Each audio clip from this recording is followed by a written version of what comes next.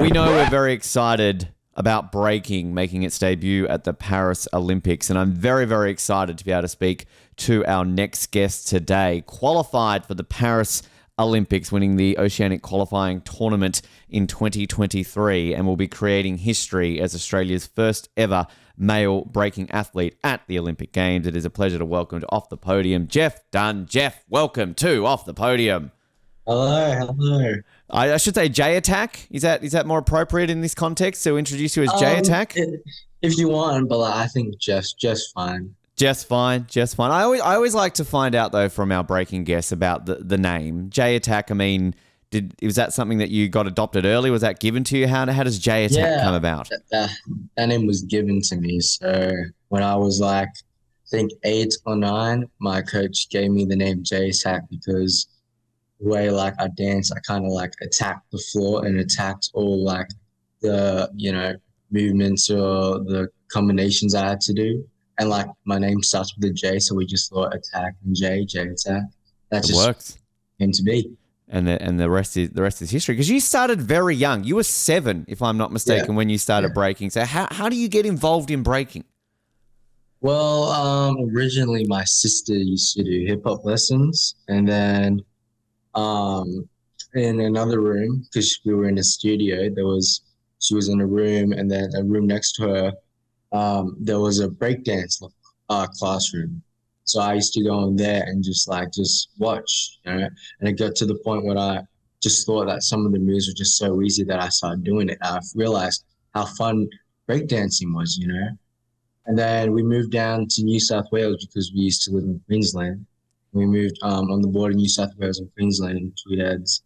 And that's when I really started to take on breakdancing. And then I just fell in love with breaking ever since then. I haven't stopped.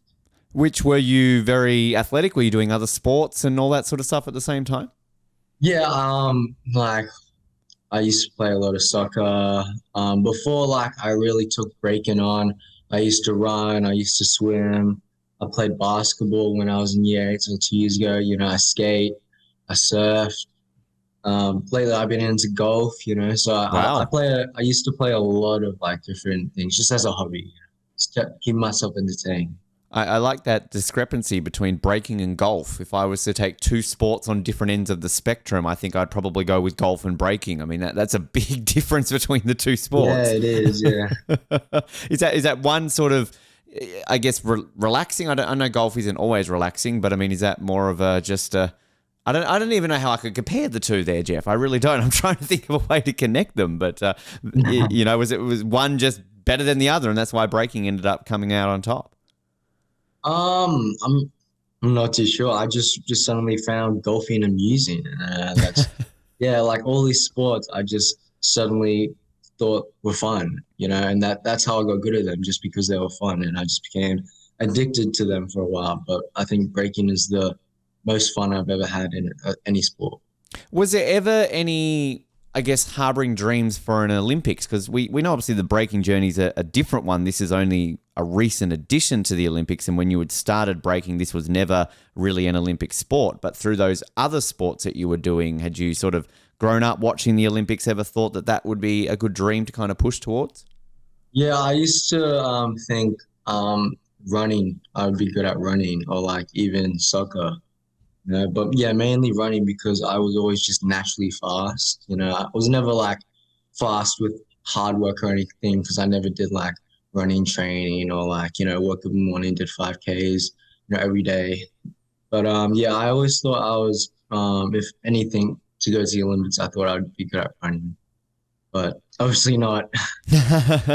Found another pathway there. What was it like when you came to New South Wales to pursue breaking? What was the scene like as someone as young as you were, and kind of, was it booming, growing, or kind of like where was it sitting when you first kind of moved to New South Wales to do it? The breaking scene that I was seeing, and it was like, since I'm on the border of New South Wales and Queensland, it's just me. I'm the only breaker that ever dances. I'm always in Queensland dancing because that's where my crew is. So like I'm the only one in the crew that lives in New South Wales. Wow. The rest of the B-boys in New South Wales are in Sydney. Mm-hmm. So yeah. It's kind of a bit of a different transition. Do you find it sort of though, like in terms of that community? Because I know when we had Rachel on a few months ago and she was talking about that real tight knit of the community, that given the growth of the sport we've seen recently, that sort of the Queensland Breakers, the New South Wales Breakers, Victoria, other states, sort of when you guys come together, there is a real close knit and kind of you just all come together for that love of the sport of breaking? Yeah. When I joined breaking, and especially like when I joined my crew, Team Cream, I felt this connection and like very close bond with all of them. Like it felt like older siblings to me, and like really close friends that I can always rely on. Or like I'm always glad that I get to see them in the afternoon and I get to train with them.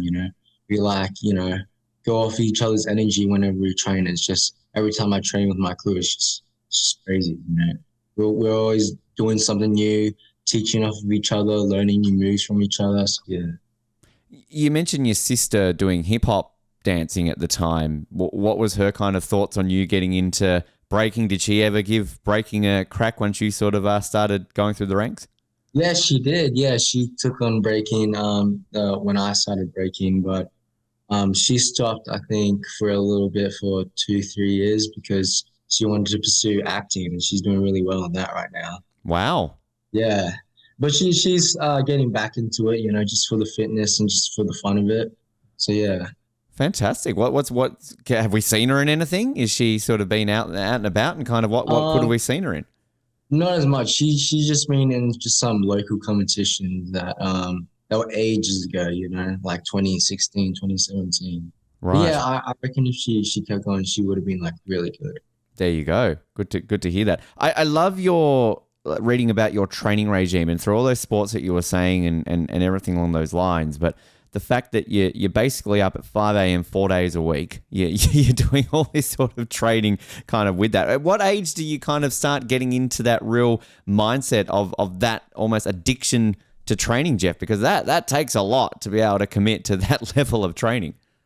Yeah, I think it was when I was 14. It was after like one of my first like major jams that I was around, like international major jams, and I was around a bunch of these kids that were just way better than me, and it was all because that they just trained way more than me. Because back then, before the competition that influenced me to train, I used to only train like 1 or 2 hours a day, right? But then those kids, like seeing those kids and how good they were, just because of the hard work that they put in, I realized that I need to up my game as well if I want to make the Olympics and show that, I'm worthy to be dancing and standing and honoring breaking. So I upped my training schedule, waking up at 5 in the morning. I just felt that determination and I just really disciplined myself, just to work harder, and it's paid off. In terms of that training, so take us through a general 5 a.m. wake up call for Jeff Dunne. Like what are you doing in that training period?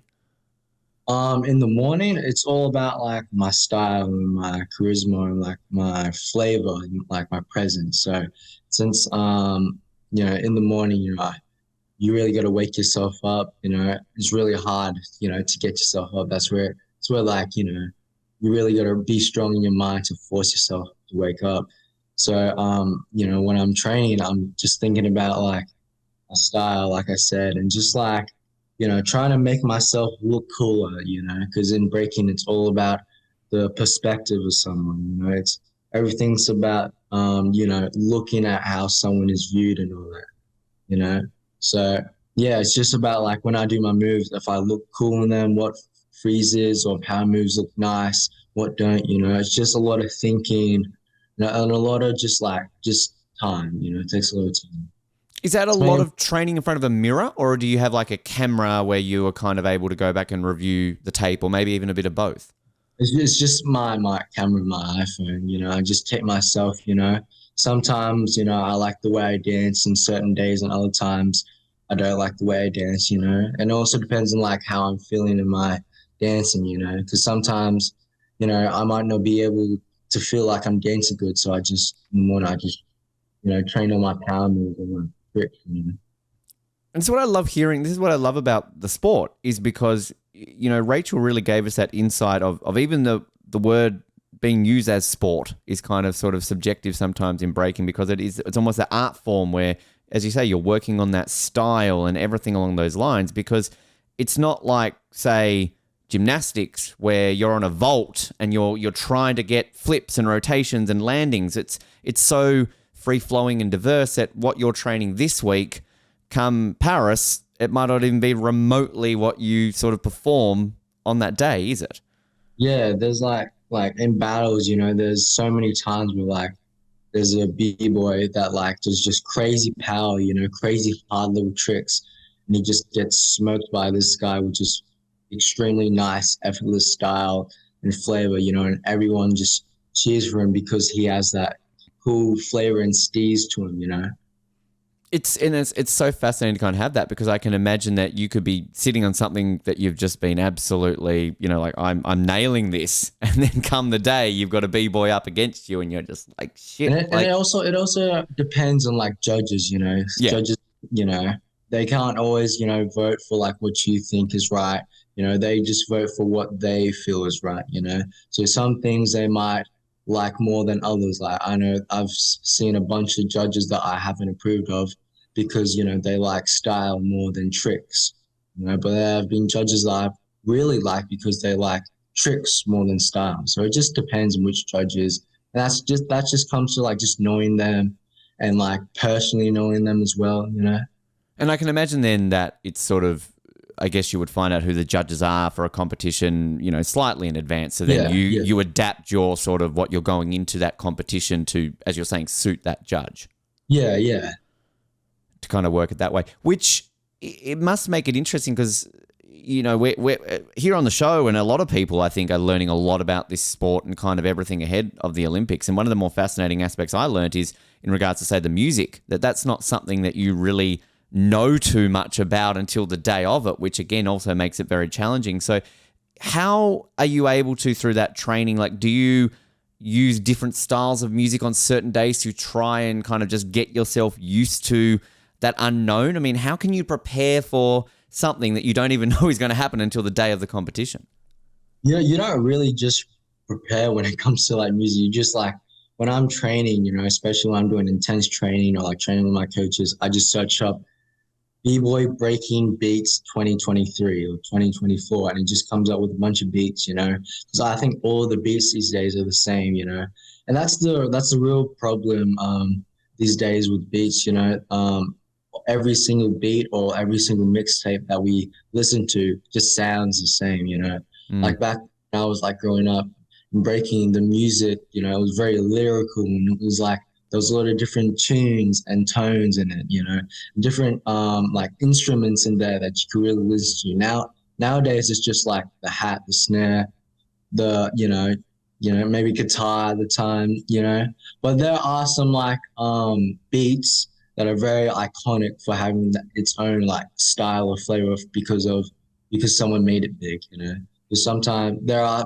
beats sometimes that like you feel familiar of, and that's when you can really adapt to that with your sets.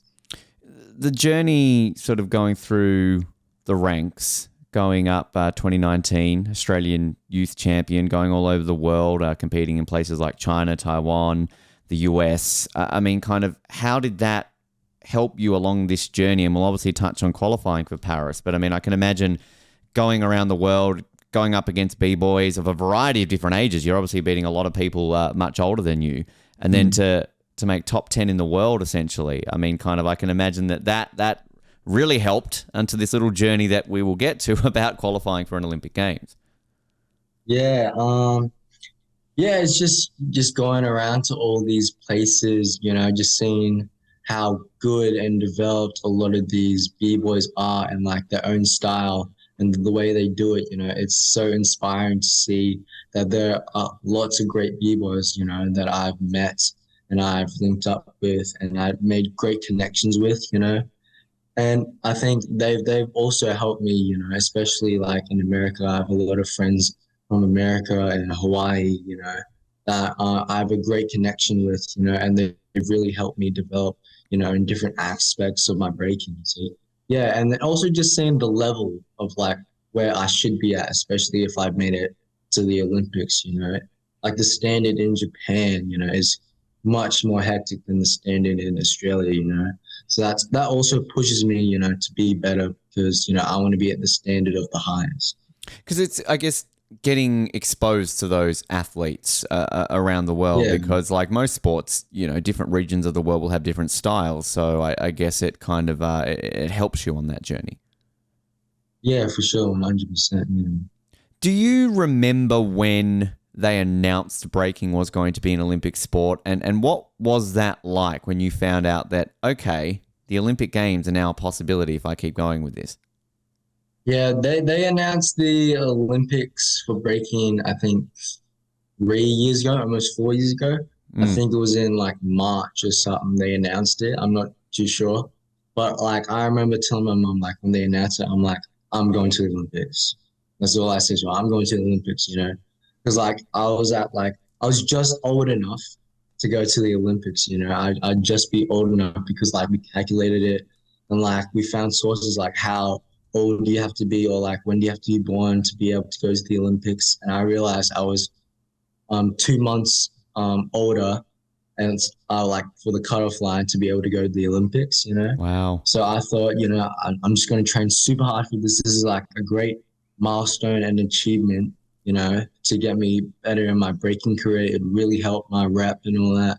So yeah, and Because yeah, we need to point out that you are still only 16, Jeff. So, I mean, like, we should be possibly sitting here talking about you going to a youth Olympics first. Like, I mean, you're still sort of, you're old enough to be going to a youth Olympics, let alone, obviously, the full Olympics. But that's incredible. I love that kind of, like, attitude that you say that to your mum and kind of have that motivation, because I guess it does give you that extra incentive. You're already doing so well, but then all of a sudden it's just like, all right, here we go. Look at where I can be in a couple of years' time. And in Paris as well, of all places.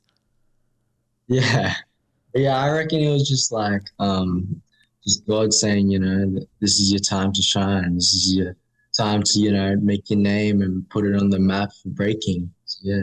And it's then that journey that obviously leads to Sydney at the time of recording this, obviously a couple of months ago. What was the mindset like in the lead up to that tournament, knowing that this was the event that could seal your ticket to Paris?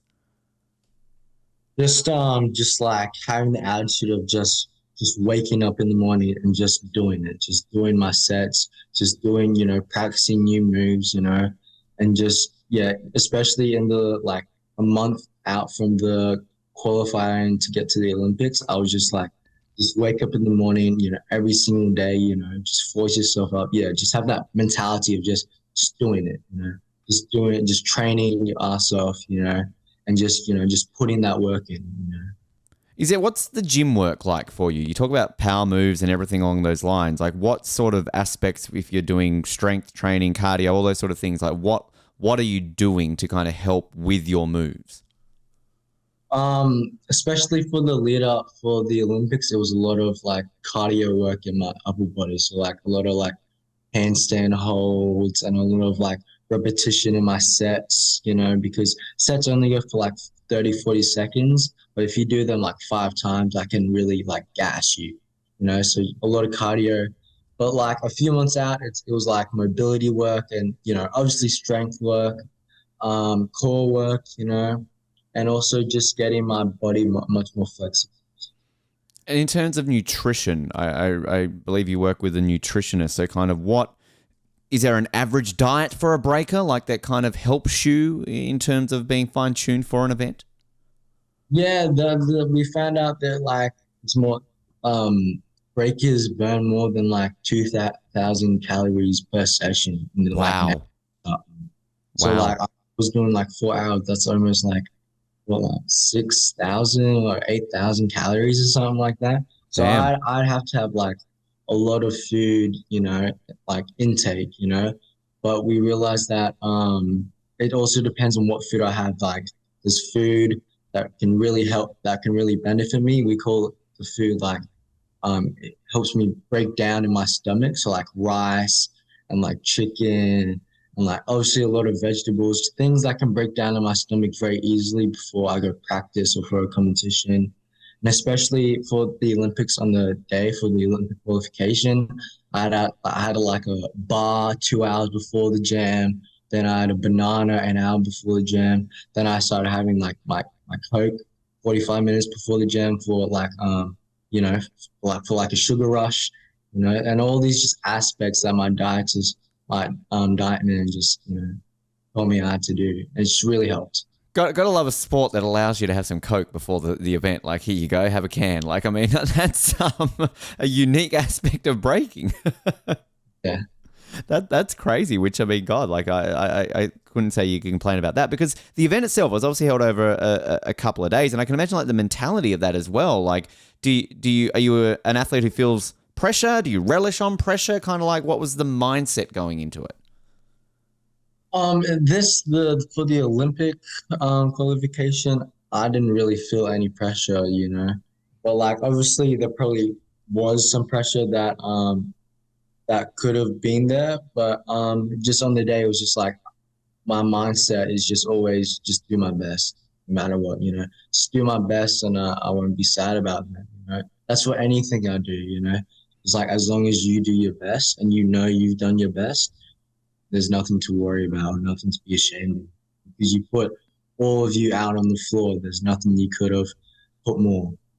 And in terms of putting more out on the floor, I mean, you did that more, obviously, getting straight through to the final and then winning. I mean, I love reading this quote, an article on the ABC that you said, when you saw the scoreboard, you told yourself you wouldn't cry, but then I saw my family and my friends soaked in tears, so I just had to let my emotions go. Was that just, as soon as that moment hit, it was just like, here we go. I told you so, Mum, and everything just came out? Yeah, it was mainly because, you know, like coming up to that, the lead up for the event, you know, it was just so, there was so much things that we had to get through with like bookings and, you know, flights and all that, and an accommodation.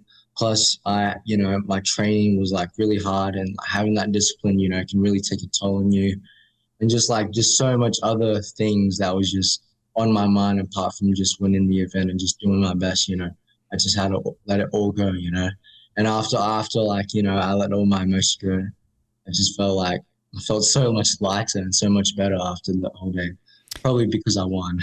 Yeah, well, I mean, I guess that helps. But I mean, I can imagine too that it's a weight off the shoulders, right? Like you've punched that ticket a decent amount. I mean, you're within the first couple of athletes from Australia to officially secure their spot in the game. So I guess with that pressure now off, it's about keeping healthy, keeping fit, keeping training, and obviously keeping that form up ahead of July. So I mean, it's that weight off the shoulders. I can imagine that is also a big help leading into the Olympics next year.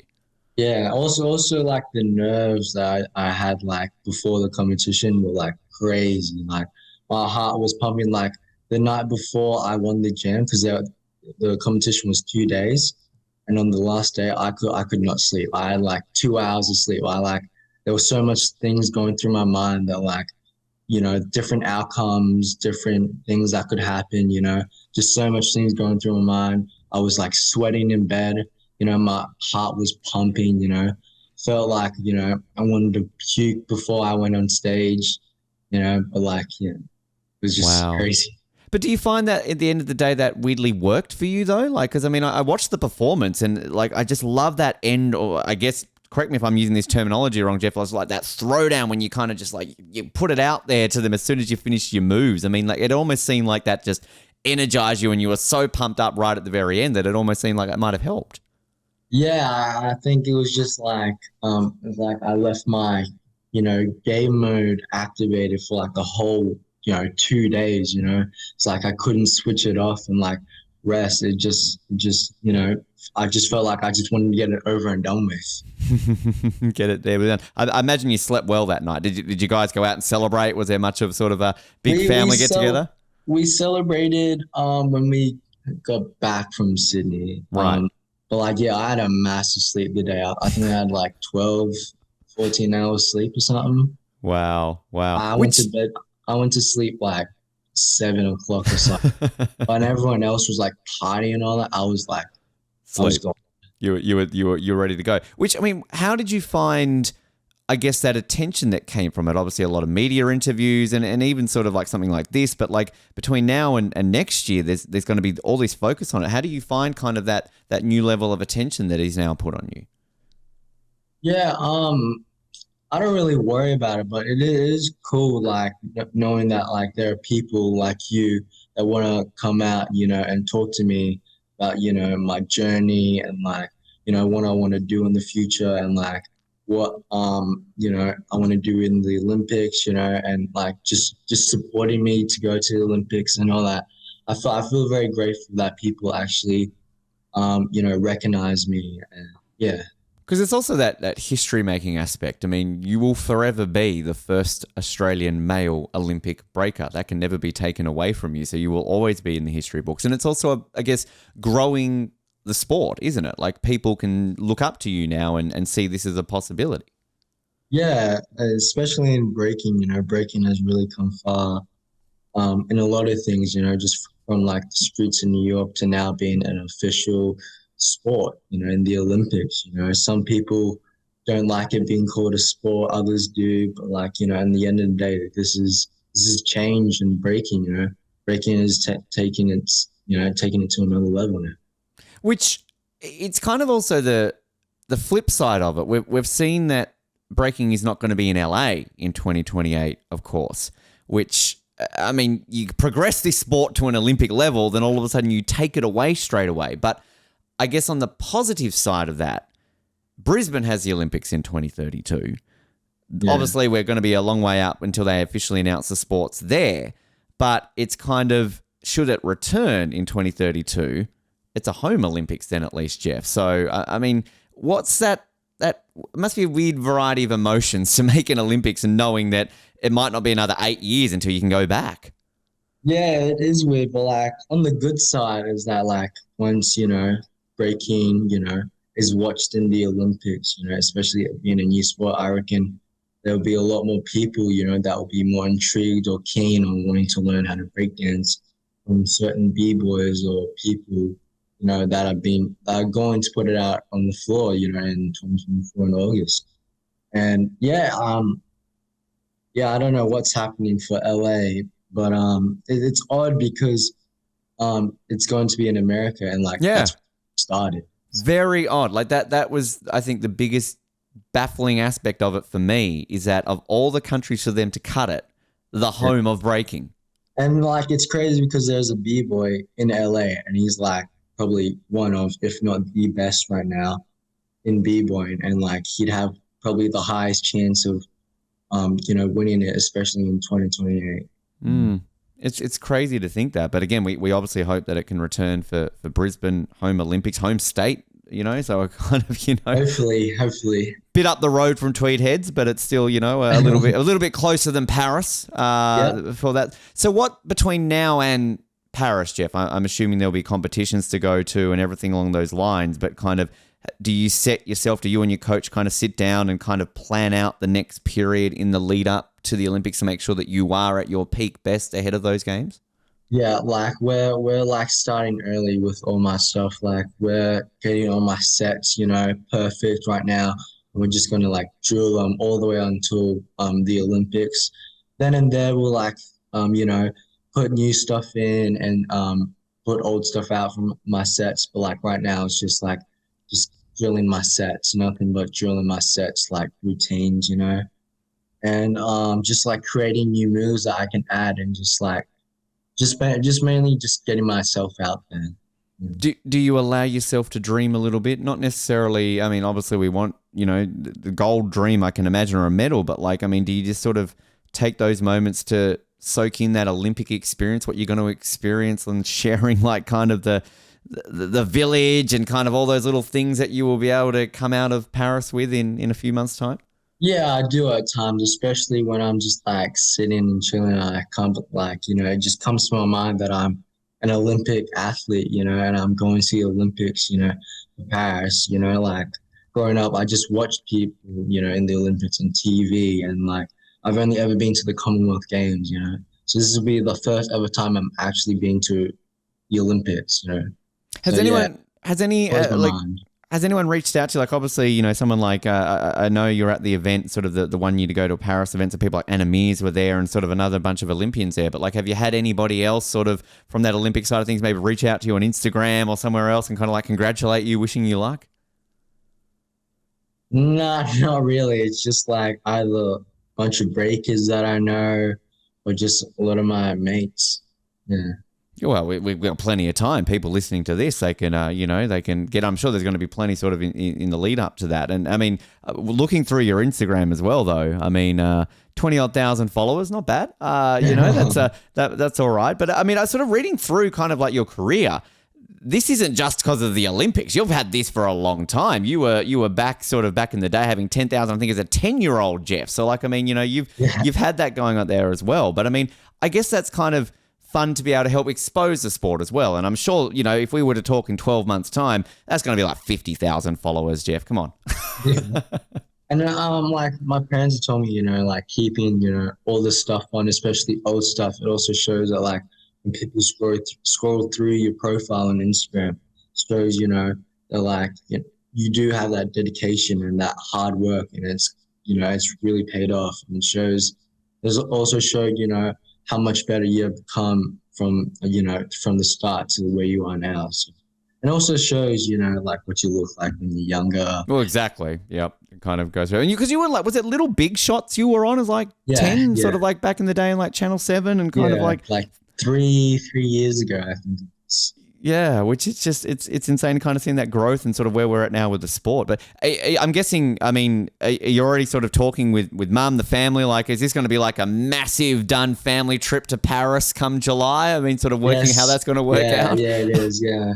All my family is coming. So it's me, my sister, mom, dad, my brother, his wife and his son, my other brother and her wife, his wife, I mean. Wow. Yeah, so like it's funny because my oldest brother, he lives in Perth. Mm-hmm. Then he's gonna fly all the way to Paris and meet us there. And my other brother, he lives all the way in New York. He's gonna go to Paris and meet us there. Jeez. And then, yeah, my coach is coming as well. And maybe my mate that lives in Japan, but it depends because of like accommodation. You need a whole hotel for this, Jeff, I think. Like, yeah, that's the hardest part. Accommodation. It's like so expensive and it's just so hard to find. Oh, I think it'll be worth it though to be able to kind of experience everything along those lines. And of course, it's you and Rachel obviously have qualified, but there is still obviously the prospect for a couple of other Aussies, sort of people who sort of finished below you guys can still go off and qualify in the tournament that is coming up before the games. So I guess, I mean, we potentially have a handful of Aussies there because out of the 16B boys and the 16B girls, it'd be nice to let's have 3 or 4 out there. Why not? It gives us a better chance of a medal, right? Yeah, but the crazy thing is that it's called the OQS breaking qualification, and it's going to be held in Shanghai and Budapest, and I think that's a lot harder than the Oceania Breaking Championships, because the Oceania Breaking Championships, everyone knew everyone. It was just mainly Aussies. There were like maybe 2 or 3 people from Papua New Guinea and like some other places. But the people that came 2nd, 3rd, and 4th, going to Shanghai and Budapest, they're meeting like big names, and some of them, especially my mate that I beat, he hasn't been to an international event in like years, so it's going to be all new for him. Well, I just told him, and I told all of them, like, this is just great experience, especially, it's going to inspire you to like train harder, get better as well, But like, yeah, it would be fun to see, and then make it in that spot as well. So I just love that community vibe that you're talking about. And I also just love there's such different stories with you and Rachel making it. Here you are, 16 years old, youngest breaker. You're barely a couple of months older, as you're saying, to the age to make the Olympics. And then you got Rachel, who's kind of this university professor who has been advocating for this sport for such a long time. And, here she is. I love that. Is she kind of like a bit of a mentor for you as well, kind of just with, sort of her career that she's had in the sport? She's more of like a big sister, She's really nice and really fun to talk to. We get along, very well. I've known her for like I think a few years now. Yeah, and it's great to have someone a lot older that has a better understanding of the Olympics and like breaking, and telling me about like all the stuff. So yeah, it's going to be so fascinating to see how it obviously all plays out. We're gonna wrap up with some fun get to know you questions, but two things I need to touch on first. The first one, and we're gonna clip this up so we can play this when you've got that gold medal around your neck after Paris, Jeff. But what are the goals? Like, what do you set yourself to go into the Olympics to achieve? Make podium. Obviously, make gold, but like at the very least, I really want to make podium. You know, I'm training like I'm going to train so hard. You know, I'm going to be that underdog that makes podium. You know, like people that really love to see an underdog make it all the way. You know?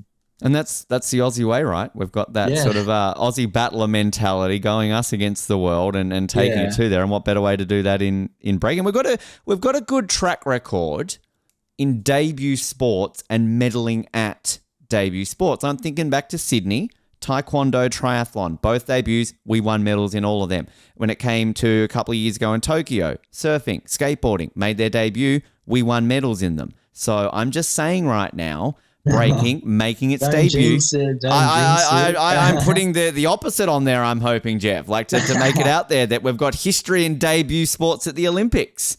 So hopefully I'll try to keep that going. I'm even thinking Winter Olympics, 94, free, like short track speed skating. We won our first ever medal in a brand new sport. So, hey, like I'm putting it out there for you just to say right now, you're welcome. But the biggest inspiration I've got for you right now, and I'm gonna show you something here. We have a mascot on this podcast. We've just introduced it. I'd like you to meet our mascot. Now, first of all, I want to see if you can guess what he is, first of all. It's Steve? Chair. Yeah, exactly. A seat, chair. His name is Cherry. Now, as you can see, he has a medal. He's very excited. How inspirational does looking at a chair mascot for an Olympics podcast get you for the Paris Olympics, Jeff? Yeah, he gets me so pumped, I already feel that adrenaline and, I feel really keen to train right now, Exactly. Get off the Thank chair. you, Cherry. Yeah, I love that. Do you think Cherry would be any good at breaking, though? I mean, he's got a bit of a bung leg, but I mean, I'm sure he's gone through a lot of adversity to get to winning a medal. So how would he go at breaking? Yeah, he'd be for sure good at breaking, anyone can do breaking, just set your mind to it. Throw some moves down and all that kind of stuff. Easy. If we were to get you a Cherry in some capacity, good luck charm for Paris, do you think that would work? I for sure would know that. All right, sure. Cool. And then you can think of this little medal when you've got yours around your neck in Paris. This was the moment it started. That's right. You're welcome. All Thank from you. Cherry.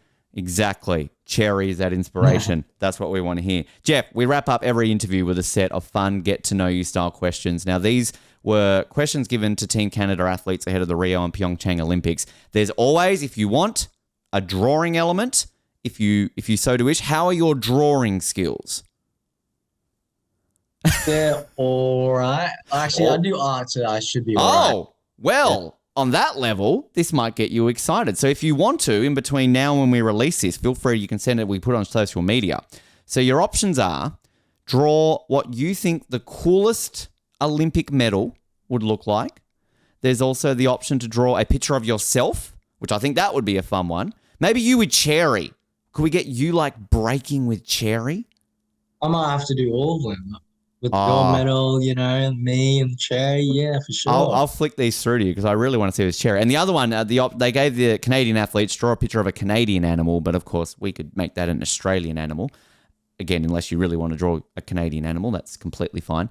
But let's stick with one. Let's not make it difficult. If you want to do all three, great. But I'm putting it on you. Draw a picture of yourself with Cherry breaking.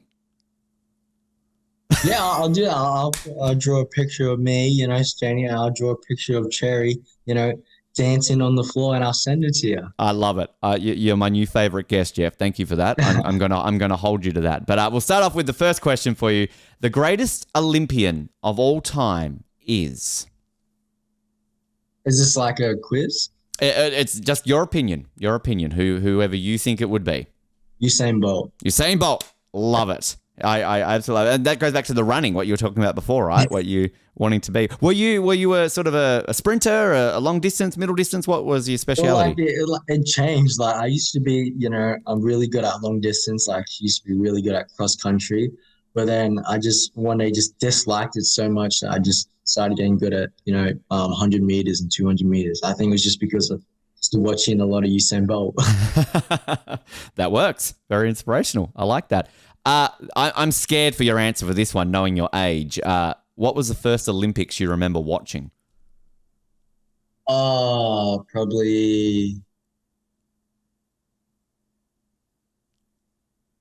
the 2016 Rio. Okay, 2016. not too bad. I was worried you were going to say Tokyo, and then that would just make me real. But that's still, 20. Okay, no, I get that. If you could have any superpower, what would it be? Oh, probably unlimited stamina from a breaking That's a good one. endurance. Some that would really help with my breaking.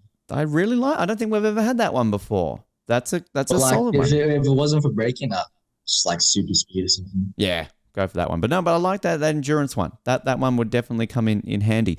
What is your favorite ice cream flavor? Chocolate. I'm a chocolate guy. I only like chocolate. I don't like any other flavors. Straight down the chocolate barrel. Are you just like a milk chocolate, dark chocolate, white, or just it doesn't matter? Just milk chocolate. Just no milk chocolate. I'm just a simple guy. Good. I like it. Nothing wrong with that. That's what you want, right? You're gonna answer. There's a question here, which I think we just got answered. Your guilty pleasure snack is chocolate. Yeah, chocolate I like, but the thing is, I don't like having too much chocolate, or else I feel like way too sick. I can only have like just like a little bar. That's it. That works. Is it ever a case of like you're talking about that sugar hit with the Coke? Can you just have a bar of chocolate instead? Nah, because I think like Coke is that like thing. I don't know. I had Coke once for a competition, and I just dominated, and ever since then, I've just had Coke for like every competition. I'm just saying right now, as an official sponsor of the Olympic Games, Coke, if you're listening, get Jeff on the books. This is the best advocate for your product ever, an Olympian sculling a couple of cans of Coke before he goes out and competes. This is the most Olympic sponsor segment right now ever. So Coke, where you at? come on, Coke, get on board. This is an interesting one, I guess, for breaking, because you have music that you're competing to. But if you were a baseball player, what would your walk-up music be? So I guess, can you have like a walk-up song as you get on to the mat to perform? We've never really had walk-up songs, but like we've just had the DJ just give us like cool background music that we walk up on. But if there was like a walk-up like background music that I'd have, it'd probably be like some James Brown beat or something. Ah, I really like nice. Brown, Okay, I like that. Not where I thought you were going with that, but no, that would be fun. I don't know if I really need to ask you this question. What's the best nickname you've ever been called? I mean, J Attack. Are there other nicknames outside of J Attack that you have had? My other favorite one apart from J Attack is just Jeffy. Jeffy? Everyone calls me Jeffy. Yeah. Yep. Okay, that works. I will say, I don't know if we've ever sort of announced it on air. When we had Rachel on, I gave her the challenge to get me a b-boy name, and her husband helped her out. So my b-boy name is b-boy Worthy. So yeah, no, it fits with my last name, but I don't know if I had the cred to be able to pull it off there, Jeff. But I need to use it more in conversation, and maybe it can stick a little bit more. So, what could Cherry have? What could we have a b-boy name for Cherry? There's a certain move. It's called a chair freeze or an air chair. So I reckon a good one would be just like b-boy air chair or something. B-boy air chair. Okay. Yeah. There you go. Use it in the drawing. B-boy air chair. I like it. Yeah. Getting more credit every time we get other guests on the show. I love it. If you weren't an athlete, what would you be? If I wasn't an athlete, what would I be? Yeah, I've never thought about this question. It's just like, if you didn't do this sport, what other sport would you do? But like, if I wasn't an athlete. You're still so young, though. I feel this question is just like asking a genuine 16-year-old, what do you want to be when you grow up? Because you're still there, so. I think I just like be a physiotherapist, something to do with sport, some job to do with sport. That works. If there was a movie about your life, who would play you? Who would play me? Oh. Who's short, brown, and like built? I was going to say The Rock, but he's not short. Kevin Hart. Hey, there you go. All you got to do is just bust the moves. Exactly. I'm sure, like he was doing punditry during the Olympics for NBC back during Tokyo with The Rock, so he's going to be watching you next year. Just saying. You're Yeah, gonna have. whoever wants to do a, act of me, Kevin Hart, where you at? Yep, he'll know who you are in a few months' time. Don't you worry about that. What's the most recent TV show that you binge watched? Recent TV show that I binge watched. I'm not really on TV that much. I'm Okay. I'm, I'm always busy, so. But the most recent TV show I've watched, probably like Pokemon or something. Hey, yes. I'm fine with that answer. I grew up on Pokemon. That's a great one. I like it. Your favorite place in the world to compete is? Oh, lately it's just been Europe. Europe Nice. And was convenient. The fine. Olympics are there then. Yeah, anywhere in Europe, especially Amsterdam and Holland. Someone sick. Has there been a test event yet? Like, obviously, I realize where the Paris event is going to be is literally under the Eiffel Tower. So I don't know how feasible that is to set up that already. But has there Yeah. been a test event? Been able to compete and see where you will be competing? Not that I've heard of. No. No, usually they do sort of in the lead up. But I mean that's pretty epic. Competing under the Eiffel Tower. I mean, come on. Yeah, that would be sick, actually. Yeah. Pretty spectacular with that one. What's your favorite video game? Favorite video game? Oh, right now it's been FIFA. Nice. Do you play what is it? Do you do the Ultimate Team? What do you sort of do? Just a certain league? Kind of what do you Well, generally play? Well, since I don't have like a console or anything, I just do it on my phone. I just play FIFA Mobile. I just Right. play tournaments. Fun. Who's your team? Who's your go-to team you play as? Oh, well, I like my own team, but I always use Real Madrid. Okay. That's fair. They got some good players. What's your biggest fear in life? Biggest fear in life. Biggest fear in life. Probably, I don't know, probably getting fat, eh? Yeah. Fat. That is a very good one. I mean, the beauty of you, I love this conversation because honestly, if you sat here and said, I drink a lot of Coke, that's probably going to help you that. But you're so fit when you're going and exercising that it's working. So you kind of got that going for you. Yeah, that's probably my biggest fear right now, just getting fat, eh? I don't think that would help much in breaking, would it? No, not at all. Oh, well, there are some b-boys that I've seen on Instagram that are pretty chubby, but they can throw themselves around perfectly fine. Wow. Okay. Yeah. It's not a weight division sport, but hey, if it works, Yeah, it works. why not? It works. Last question for you, Jeff. What's one thing you can't live without? One thing I can't live without. Ooh, probably my dance floor. I don't think I'd live without my dance floor. Great Or my answer. parents, if you want to be more Hey, respectful. Yeah. I respect both. I like that. I do love reading a quote actually just about your mum and dad about dancing. Where you're saying how you like to dance together, and you say, my mum and dad are not so good, but they do make me laugh a lot. So you often try and throw it down with the parents and try and get them to take you on? Especially now. It's very embarrassing, but as long as no one else but me sees, it's fine. Hey, I'm sure if any parents listening to this had children who are Olympians, if they could try and take you on in something, right? They would do that. Jeff, it's been a lot of fun learning about your journey and obviously heading in towards Paris. I mentioned obviously Instagram, quite big on there. Where can people follow you between now and Paris to stay up to date with everything that you got going on? Right now, just Instagram. Just search up Jeff Dunne, and my tag will be J__attack. Beautiful. Well, we will tag you, of course, in that on this post when we share it. But it's absolute pleasure to be able to chat and learn, and we will be keeping an eye on very, very close the inspiration of Cherry, everything along those lines. We look forward to seeing that drawing. But mate, good luck for Paris, and we'll definitely get you back on to talk about your Olympic experiences. Thank you so much.